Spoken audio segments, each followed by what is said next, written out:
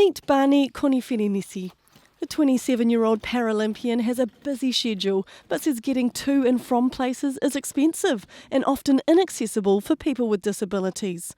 He says leaving the house and having independence is crucial and is calling on the government to fully subsidise transport for people with disabilities, and has even come up with a business idea to tackle the problem. At the moment, he says many choose not to leave the house because of the cost and how difficult it is, but he hasn't let that stop him. I would say 15 to 20, 25 times a week. So 2 to 3 times a day. A lot of people with disabilities want to go out. I mean, we're not vampires. We have friends, we have jobs, we have lives. But we can't do that due to not having the money to go out. It's expensive. It is not cheap, especially for people with disabilities that are on a limited budget. It's not the best because most of the times when we jump in taxis, we get surcharged. So, and they normally call it a surcharge, but we call it a burden cost.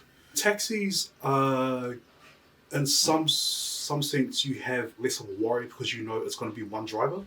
But on the other side of the coin, you do get worried the driver will reject you. Can they do that? By law, no. By choice, doesn't really matter. If I call a taxi, there's a 9 out of 10 chance that it's not going to take me. If I was to use taxis and go to my destinations, I would say I would use just a little over $1,000. Koneferenisi believes taxi drivers see people with disabilities as an easy target. When you take a hoisted van, what they do is they purposely take their time to load you into the van. They secure your chair onto the rails, and by the time the taxi leaves your destination, it's already at $15 because when they get there, the meter's already running.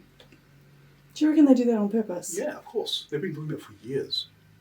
That's their trick on how they make money.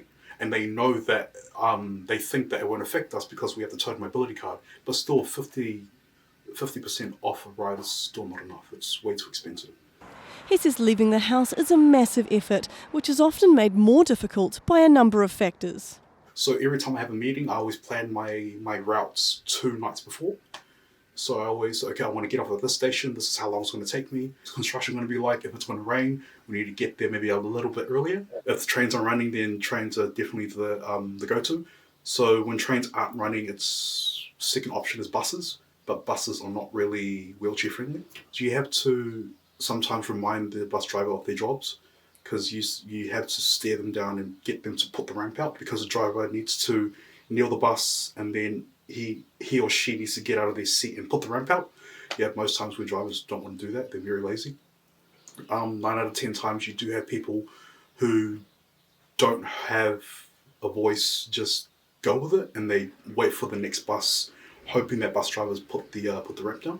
He says public transport also comes with safety risks. Once I did have a person try and take me on the bus coming back from university. Luckily, the bus was semi-packed with, I think it was the first 15 team. So, luckily the rugby team was on there. And what did they do? They wrestled the guy out because the guy was literally coming towards me. I told him to go away. I told him that I think as soon as, I think the guy started to notice there was a problem when I started raising my voice.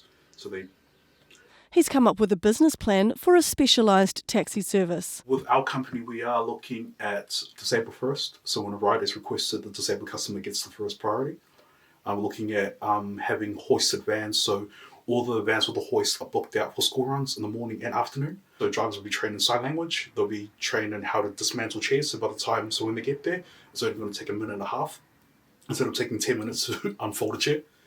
And just everything that's missing right now. As a society, we are going forward in technology. I mean, we bloody have self-driving cars. We have self-driving cars, literally checkouts where you don't need people.